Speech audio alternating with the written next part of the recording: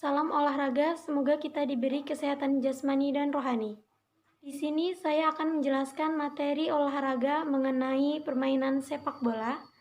Pertama, kita akan membahas definisi permainan sepak bola. Sepak bola dalam bahasa Inggris disebut dengan football. Sepak bola adalah cabang olahraga yang menggunakan bola yang umumnya terbuat dari bahan kulit yang dimainkan oleh dua tim yang masing-masing beranggotan 11 pemain inti dan beberapa pemain cadangan.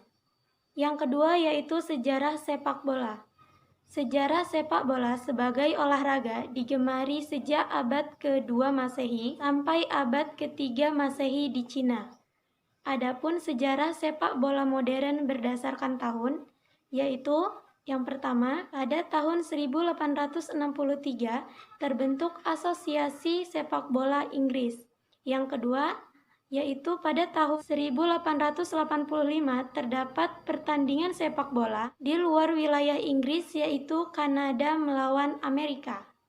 Yang ketiga, pada tahun 1886 diadakan rapat pertemuan untuk pertama kali yang membahas perbentukan kelompok yaitu Asosiasi Sepak Bola Dunia. Yang keempat, pada tahun 1888 terdapat wasit yang menjadi pemegang penuh pertandingan sepak bola. Adapun peraturan permainan sepak bola, yang pertama yaitu lapangan. Panjang lapangan yaitu 100 sampai 110 meter, lebar lapangan 64 sampai 75 meter, jari-jari lingkaran tengah 9,15 meter, jarak titik hukuman ke garis gawang 11 meter. Yang kedua yaitu gawang. Tinggi gawang 2,44 meter, lebar gawang 7,32 meter. Yang ketiga yaitu bola. Bahan bola adalah kulit.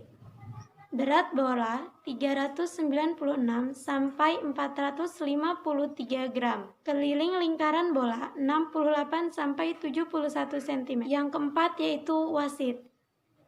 Wasit memegang penuh jalannya pertandingan sepak bola. Apabila pemain sepak bola melakukan pelanggaran, wasit utama dibantu dengan 2 asisten wasit. Yang kelima, peraturan waktu permainan sepak bola.